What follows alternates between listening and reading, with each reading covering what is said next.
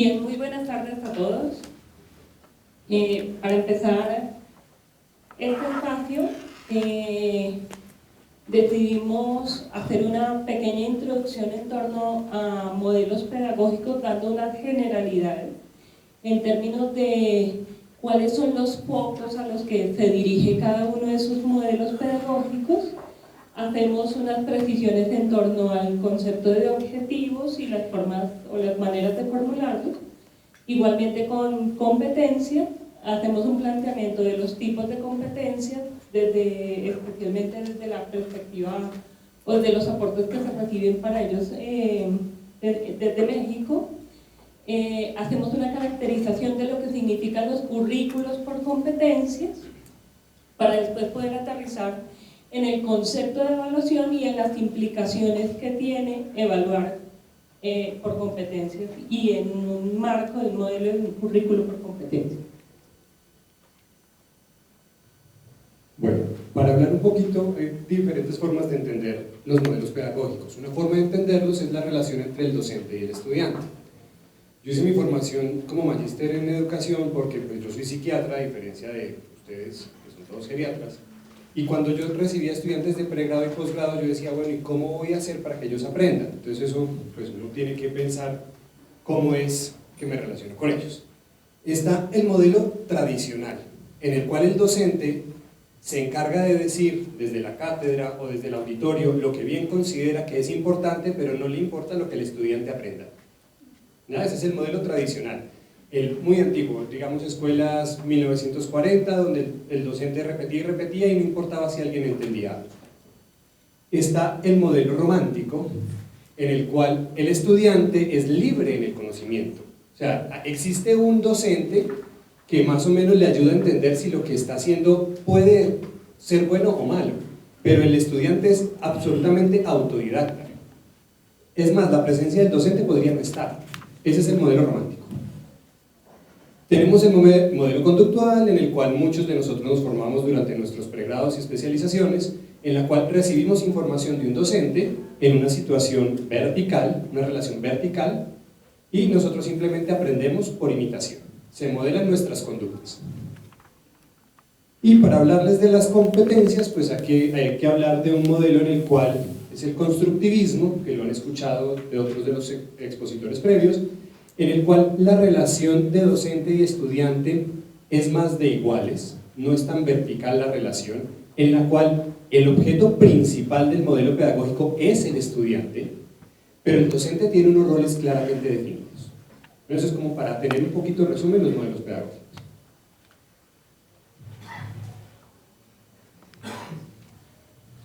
Bien, lo primero que tendríamos que decir para empezar a enlazar con lo que Julián nos acaba de presentar es que los objetivos pueden tener dos grandes vertientes. Una, cuando nosotros hablamos de los objetivos que desde la perspectiva del profesor se orientan a las maneras o las formas de la enseñanza, es decir, los objetivos de enseñanza, que es lo que yo pretendo con el espacio en el que se está gestando ese proceso, principalmente de transmisión del conocimiento.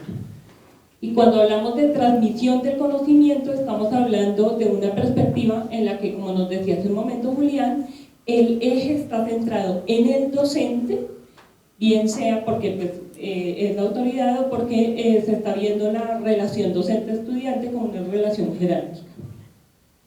O los objetivos de aprendizaje.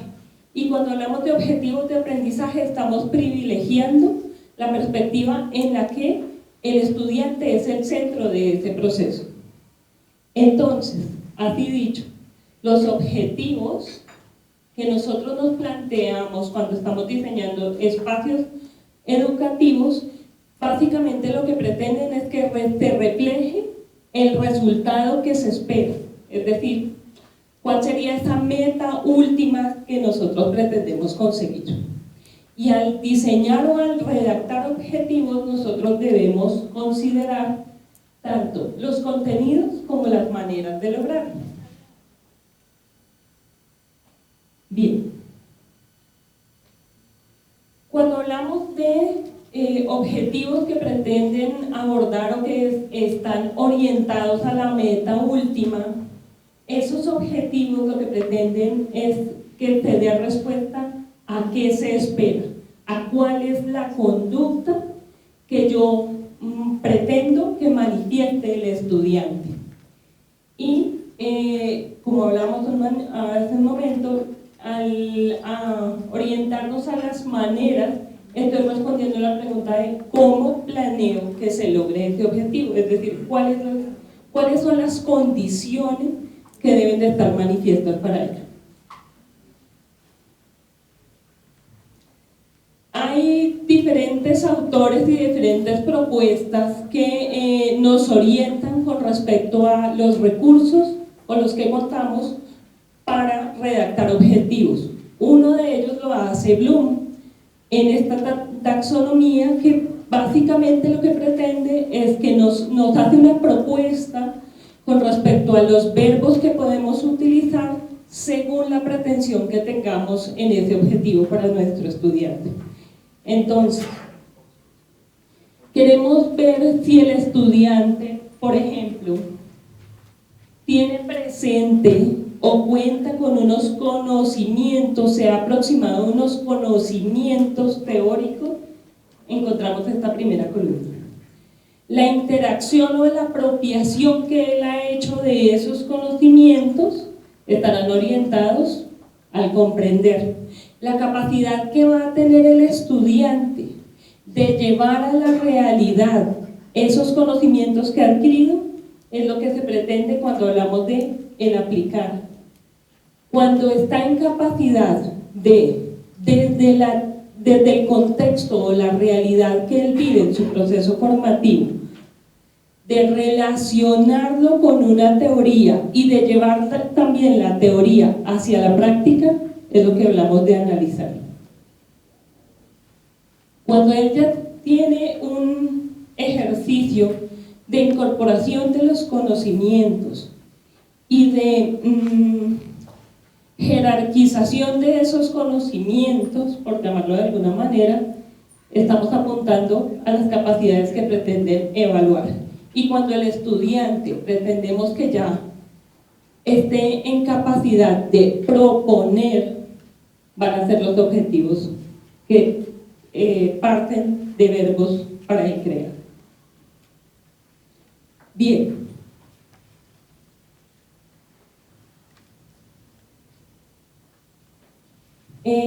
Surgen las competencias, y las competencias vienen del contexto laboral y pretenden básicamente, en principio, verificar que las personas estén preparadas y tengan los desempeños suficientes que los hagan idóneos para laborar y para desempeñar unas tareas particulares. Entonces, así dicho, las competencias vienen siendo un conjunto de saberes, cualidades y comportamientos que conjugados sirven para resolver situaciones concretas. Y este es un aporte que nos hace UNESCO. Desde esa perspectiva, entonces, nosotros estamos viendo que las competencias, lo que pretenden es básicamente formar y preparar para el trabajo. Que el estudiante no solamente tenga un saber, como lo señalamos acá, sino que además esté acompañado de unas condiciones personales y unas acciones que los preparen para trabajar en contexto.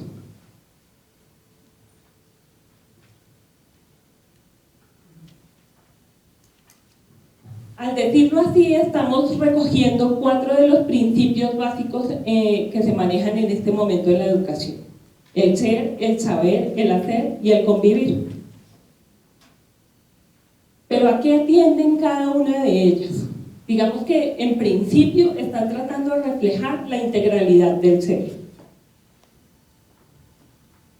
Y están tratando de reflejar la integralidad del ser aprovechándose de un ejercicio de fragmentación de esta persona en el cual se están abordando, se están aludiendo a sus conocimientos o a los espacios cognitivos en los que cuando nosotros planteamos o orientamos por competencias, lo que pretendemos allí responder es cuáles son esos conocimientos que el estudiante debe tener.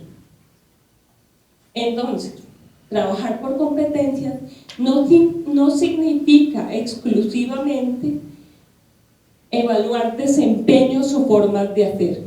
Implica un ejercicio que necesariamente convoca una relación de la teoría, es decir, del saber disciplinar, y de la práctica o de la puesta en escena de ese saber disciplinar. Y es una relación que se debe dar como pares para lograr que ese saber se pueda ver reflejado en las acciones que va a emprender el estudiante, es decir, los cómo. Ahora, el conocimiento y el saber no se construye solo o individualmente. Una de las necesidades básicas de las personas es la socialización, y por eso tendencias más constructivistas en los modelos pedagógicos hacen o resaltan la importancia de la relación interpersonal, del convivir y el compartir. Del convivir y el compartir en términos de la relación docente-estudiante, en la que estamos planteando un escenario en el que el profesor es una guía y un orientador de ese proceso educativo. Y también de un compartir en términos de cuál es el escenario al que se dirigen estas acciones del profesional que se está formando. Todo ello necesariamente nos convoca a la formación del ser del estudiante. Como le dijimos hace un momento, es una persona, y como persona es un ser integral. Bien. ¿Qué tiene que ver entonces todo esto con el ejercicio del diseño de las competencias?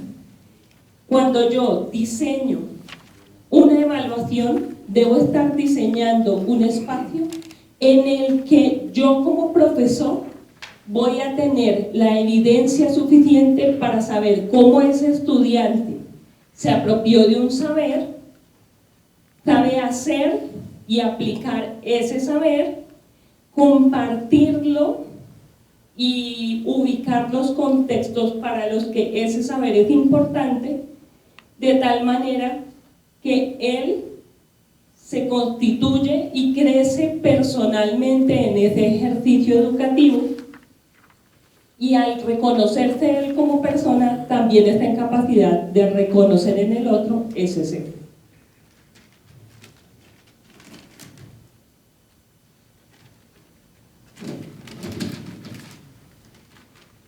Bien, ¿cómo se formulan las competencias? Las competencias en principio, y teniendo en cuenta que acabamos de hablar del ser, del saber, del hacer y del convivir, pues deberían estar reflejando cada uno de esos aspectos. En principio, la fórmula que nos proponen los teóricos implica un verbo en infinitivo, un objeto de aprendizaje que ya hace un momento el doctor Guillermo Torres nos explicaba, una condición y una finalidad. Acá presentamos un ejemplo de una competencia.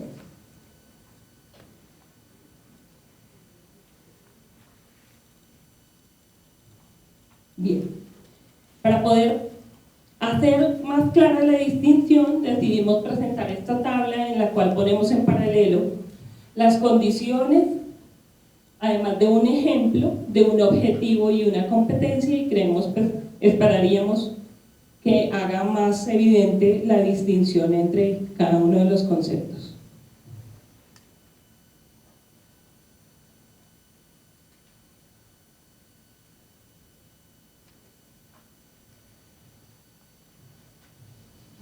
Okay. hablar de competencias y hablar del desarrollo del ser, del saber, del hacer y del convivir nos lleva a pensarnos en la posibilidad de que existan diferentes formas de plantear competencias. Pasa como pasa con las metodologías de la investigación, y es que casi que cada uno de los autores que hace una publicación en torno a competencias hace una propuesta de clasificación de las competencias. Esta es tan solo una de ellas, y viene, como lo decíamos al principio, de un modelo mexicano que se planteaban básicamente tres formas o tres clases de competencias. Las básicas, que son las que da la formación básica, y como un ejemplo de ellos está la lectura y la escritura.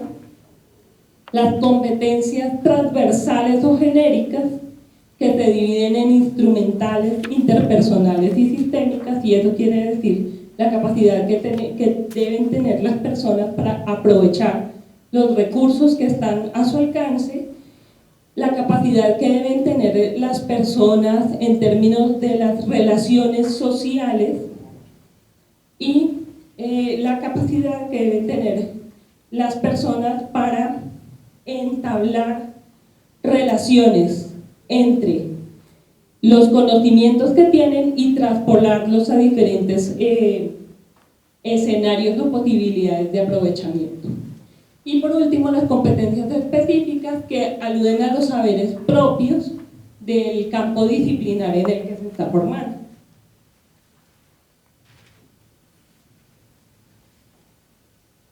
Bien, un currículo necesariamente me debe responder a estos 5 interrogantes. Primero, el que se enseña. Y cuando uno ve un diseño curricular, el que se enseña se traduce en una sola palabra.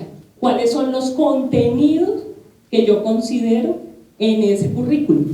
¿Qué es lo que creo que desde el campo disciplinar un profesional debe saber? ¿Cómo se enseña?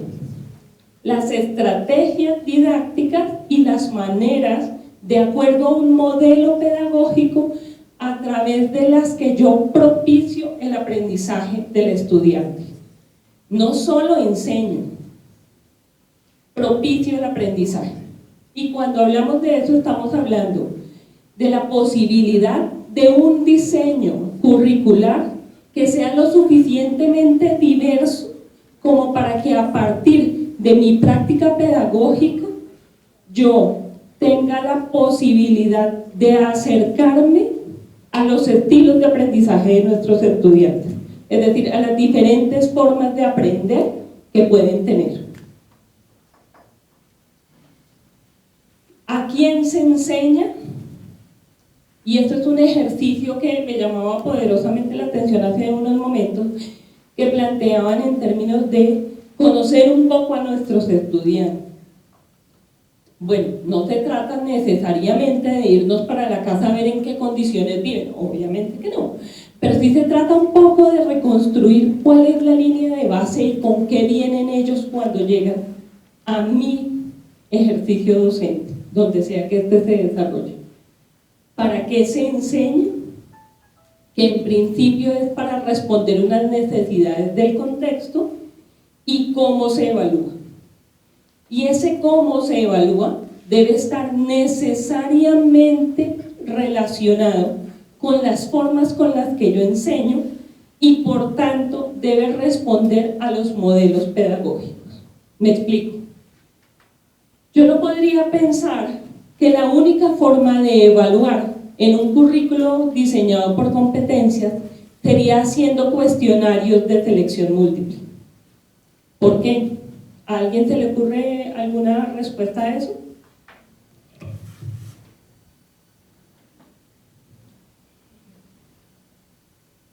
¿Qué pretendería un cuestionario de selección múltiple? Básicamente verificar los conocimientos que ese estudiante tiene, ¿verdad? Y si nosotros estamos hablando de una competencia en la cual estoy privilegiando los desempeños de ese estudiante, no me puedo quedar sola y exclusivamente en verificar los conocimientos.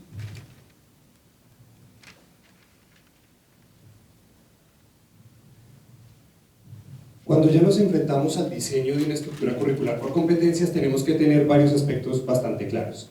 Primero, que la formación es centrada en el estudiante, no es yo como docente que quiero que él aprenda, es qué necesita él para el ejercicio de su profesión o disciplina.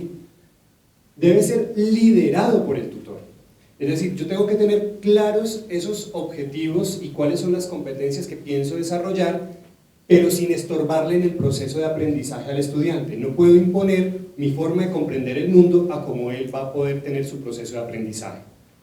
Son escenarios dispuestos para el aprendizaje diferentes, puede ser el aula, puede ser el hospital, puede ser una práctica comunitaria, el consultorio, tenerlo claro qué es lo que espero en cada uno de ellos. Los temas deben ser desarrollados con participación del estudiante, es decir, que haga el proceso investigativo en el aula. Microcurrículos que permitan identificar actividades puntuales que se puedan desarrollar de forma diferente. Una cosa es involucrar las tecnologías, por ejemplo, la búsqueda en Medline, la otra es una plataforma virtual, un foro, redes del conocimiento, con otros especialistas, lo que están generando ustedes acá, que incluye obviamente investigación, y en el contexto de, de las competencias es una integración entre la teoría y la práctica. Cuando hablamos de competencias, pues tenemos que hablar de la estrategia Tuning, que fue la primera en Europa y luego traída a Latinoamérica después del año 2006, en el cual se establece qué es lo que tienen que hacer diferentes tipos de profesionales, qué es lo que hace que ellos sean profesionales idóneos. Esto viene desde lo laboral. Entonces, el lema de Tuning es armonización de las estructuras y programas educativos respetando sus diversidades y autonomía. Ustedes, si revisan este texto, tiene por ejemplo alrededor de 90 competencias que debe tener el médico, entre ellas elaborar una historia clínica, saber tomar la presión arterial, saber explicarle a la familia del paciente, o sea, toda una cantidad de ítems diferentes que lo que podemos hacer nosotros, y esto pues es traído un poco de la psiquiatría, pues no le traje el de geriatría en Europa, pero estas son las 7 competencias o 7 categorías de competencias que debe tener el especialista. Entonces se las pongo en un término neutro. La competencia en experticia disciplinar, ser experto en el tema, saber de qué estoy hablando, saber a qué me voy a enfrentar a la población con la que voy a interactuar, desde mi disciplina. Competencias comunicativas, saber comunicarle al otro, transmitirle de una forma sencilla. Pues yo con mis estudiantes de pregrado identifico que los médicos somos especialistas en hablar enredado y distanciarnos de nuestros pacientes y sus familias. Entonces, resulta que hay que incorporar competencias comunicativas en hablar con el paciente, con el que no es profesional, con el que no es par. Competencias colaborativas, ahí sí, con el par, con el otro profesional en la salud, el trabajo interdisciplinario, sino un trabajo transdisciplinario, donde lo que nos congrega es el objeto, el paciente, y ahí entra el geriatra, el ortopedista, el psiquiatra, quien sea que tenga que estar como parte de las necesidades del paciente, y no en el sistema multidisciplinar en el cual yo respondo una interconsulta que me dejan los geriatras y si me necesitas me la vuelves a pedir. Eso no va en pro del objeto que es el paciente, ¿verdad? Competencias administrativas, manejo de recursos. Aquí en Colombia tenemos lo de la ley estatutaria y la autorregulación, cómo manejamos los recursos con los que contamos, pero no solamente recursos económicos, recursos de lo que son profesionales, recursos humanos. Competencias en intervención en salud, promoción de la salud, prevención de la enfermedad. Eso también lo tiene que tener el profesional, pero no es específico de la disciplina, es un saber más genérico. Competencias educativas, no solamente la capacidad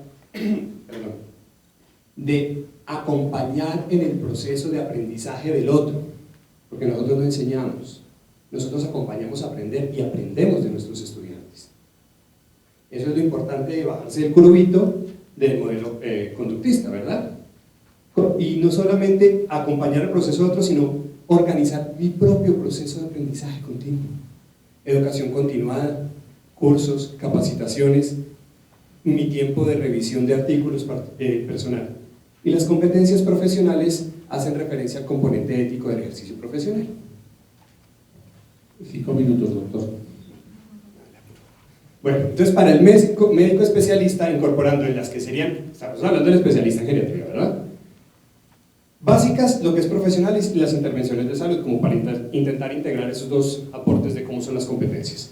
Las transversales, comunicativas, colaborativas, administrativas, educativas, y la disciplina, la experticia, los temas que debe manejar el geriatra. Pero resulta que los docentes también tenemos que ser competentes.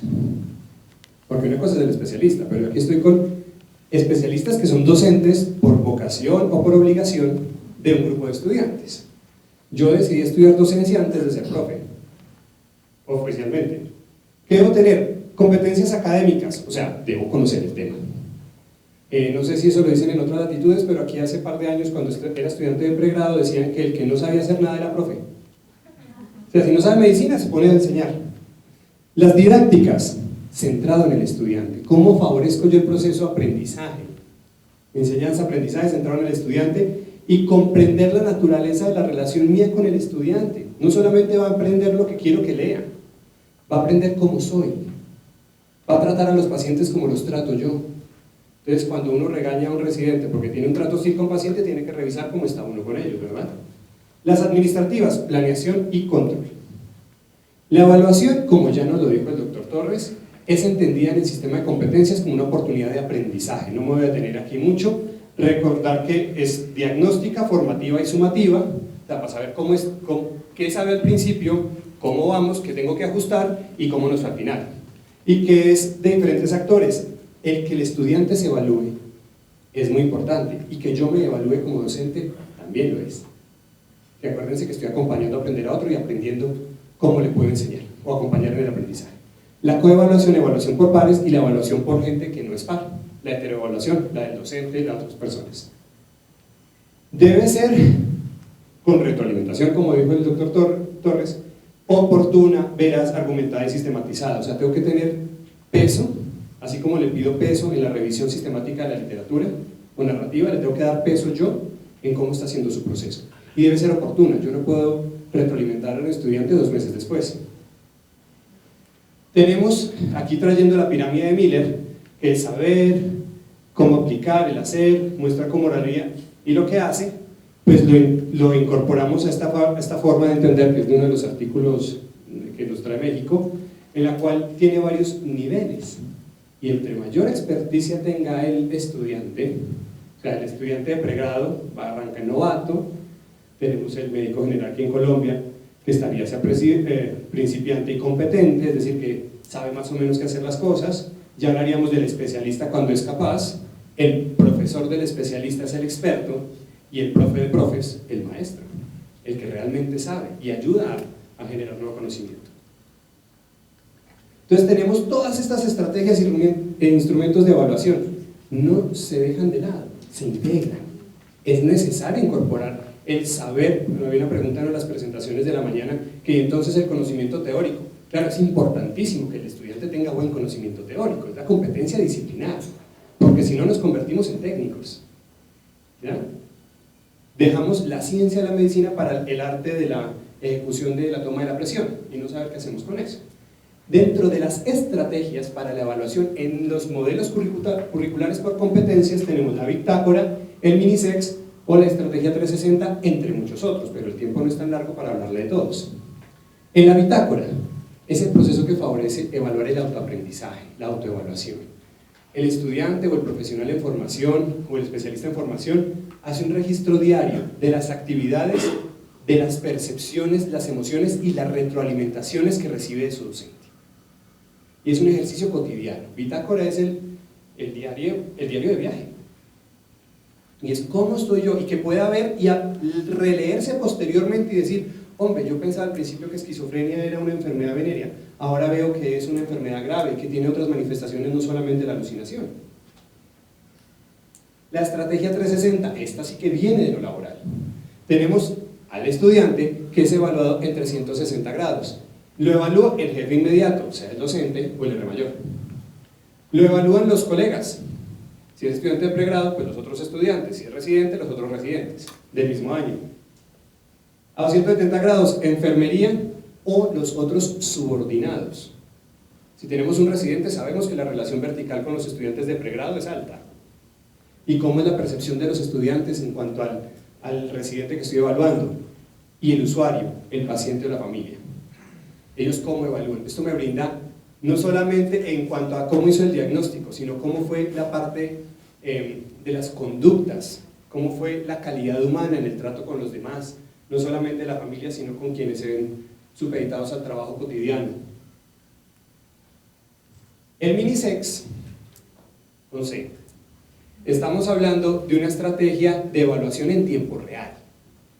Es una evaluación 1 a 1, docente, estudiante, paciente, en la cual por un espacio de 10 a 15 minutos el estudiante va a ser evaluado en cuanto a la anamnesis, la exploración clínica, cómo es la actitud profesional, el juicio clínico, el uso de recursos, la capacidad de comunicarse con el paciente, la organización para toma y ejecución de decisiones, la eficiencia y una valoración global de la intervención, porque está al lado del docente.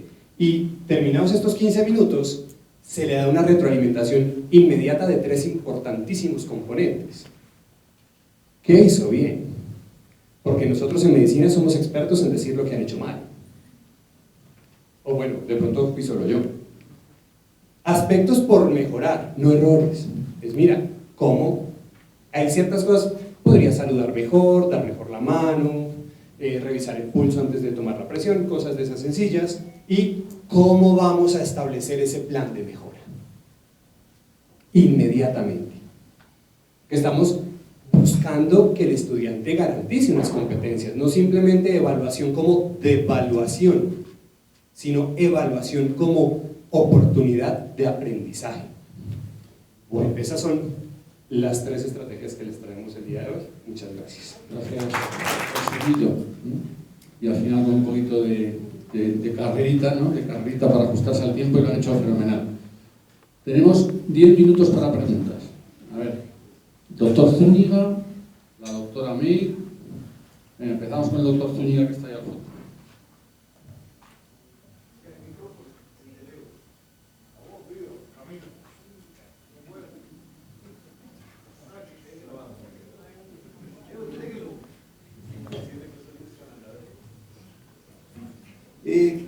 La verdad es que muchas felicidades, excelente presentación. De repente cuando uno es docente, antes de estar preparado para hacerlo, de repente uno va aprendiendo en el camino. Cuando nosotros hablamos de la enseñanza en la geriatría, estamos hablando de formar personas que a final de cuentas van a tener que llegar y atender a personas, a pacientes, a seres humanos. Nos estamos enseñando a lo mejor en otra área de la ciencia, estamos enseñando algo que a final de cuentas se va a llevar a una práctica. Entonces, mi pregunta es, el enlace, y es una pregunta porque no lo entiendo, el enlace entre el entrenamiento basado en competencias y las actividades profesionales a cargo, lo que llaman el Trustable Professional Activities, que es a final de cuentas lo que algunas asociaciones o algunas instituciones le exigen al que egresa de un programa que sea capaz de hacer. Y eso lo adquiere a través de una educación basada en competencias. Ese enlace es el que me queda todavía un poquito en el hilo, no comprendo muy bien. Bueno, devolviéndonos un poquito acá, es tener en cuenta la delegación progresiva de funciones. Si obviamente tengo un estudiante de último año versus un R3, se supone que el R3 ha realizado varios procedimientos bajo supervisión y ya está alcanzando el rango de competente a capaz, ¿ya? A menor, el nivel de formación debe ser mucho más alta la marcación 1 a 1, es decir, mucho más el acompañamiento y el espacio favorecido con el tutor de práctica clínica para que el estudiante tenga la confianza y así el tutor también tenga la confianza de, mira, sí puedes ir a ver el paciente que tiene falla renal, o sea, ya sabes lo que tienes que hacer. Pero es porque, no solamente porque lo ha acompañado usted, doctor, en la revista varias veces, sino porque el estudiante progresivamente ha generado mayor conocimiento, o sea, el saber, ha tenido experiencias progresivas en cuanto a la delegación de responsabilidades, o sea, le va soltando más y genera esa sensación de confianza, no sé si lo quiero decir así, en cuanto a uno considera que esta persona ya está en capacidad de. Por ejemplo, yo en mi ejercicio, yo soy psiquiatra, yo no mandaría a un estudiante a un paciente agitado, Pero un R2 yo digo, usted ya sabe hacer la intervención verbal y sabe qué medicamento poner. No sé si me hago entender, o sea, ya está acompañado y ya sabe para dónde va. Yo creo que confianza es la palabra perfecta, de ahí viene en inglés el entrusted, ¿no? De que ya tiene la confianza de que esa persona es capaz de hacerlo, ¿no? Obviamente requiere que yo sepa con quién estoy. Como has soltado el terminal, pues eso no se ha entendido nadie lo que tú decías. Bueno. Ana. Nada, doctor Zúñiga, gracias por sacarme la pregunta. No, pero voy a hacer otra. Es una pregunta o algo que tengo en la cabeza de una de las, digamos, de las estrategias del MINISEC. Porque, y es algo que todavía no tengo la respuesta, si no me haría la pregunta, ¿no? El MINISEC es bárbaro, ¿no? Uno dice, bueno, yo me enfrento con el estudiante, bueno, usted haga, ¿no?, la entrevista, el examen físico, 25-30 minutos, dura todo el encuentro, eventualmente. Entonces yo lo contrasto, lo contrapongo a la valoración geriátrica integral y a un encuentro con un adulto mayor y todavía no me cierra. Me encanta el MINISEC. Pero digo, ¿cómo puedo hacer esto, ¿sí?, en un paciente adulto mayor, que puede ser muy simple el caso, pero puede ser muy complejo? ¿Y cómo hago con esos 15 minutos que le doy al estudiante para valorar eventualmente 8 competencias que son las que usted dijo, ¿verdad? Pues entender que este es el tiempo que da este autor, ¿verdad? O sea, como es una recomendación, es como los protocolos. Uno tiene dónde moverse, sabe más o menos qué hacer, pero pues se ubica de acuerdo al contexto y da un poquito de flexibilidad. Es decir, bueno, con este paciente que es complejo, pues no le va a decir en 10 minutos me da el diagnóstico y si no saco 0. No, pues tengo que ver dependiendo del nivel del estudiante, le pongo el caso para evaluar las competencias básicas, intermedias o avanzadas. Una. Y pues sí, digamos que esta es la recomendación que hace este artículo, ¿no? Es que para el manejo del MINISEC no se tarde más de 30 minutos. Pero uno a la vez, cuando hace evaluación, nosotros en psiquiatría hacemos la evaluación mediante la entrevista clínica, ¿cierto? Con fines diagnósticos, no con escala ni nada. Y el caso particular, la Universidad Nacional, tenemos la evaluación integral en la cual hacemos entrevista en cámara de GESEL, tenemos 20 minutos para entrevistar al paciente. Y debemos evaluar capacidad de orientación diagnóstica, intervención en un nivel inicial, después es al terminar primer año de residencia, y posteriormente recibimos media hora de retroalimentación. O sea, digamos que se mueve un poco más. Pero lo que pasa es que también considerando a veces el número de estudiantes que pueda tener un grupo, pues cuando son 3 residentes en un año es fácil alargarse en tiempo, cuando son grupos de pregrado de 60, 80 estudiantes, pues quizás sí toca hacer un poco más flexible el tiempo. Pero ahí evaluamos que para estudiante de pregrado no requiere unas competencias tan elevadas.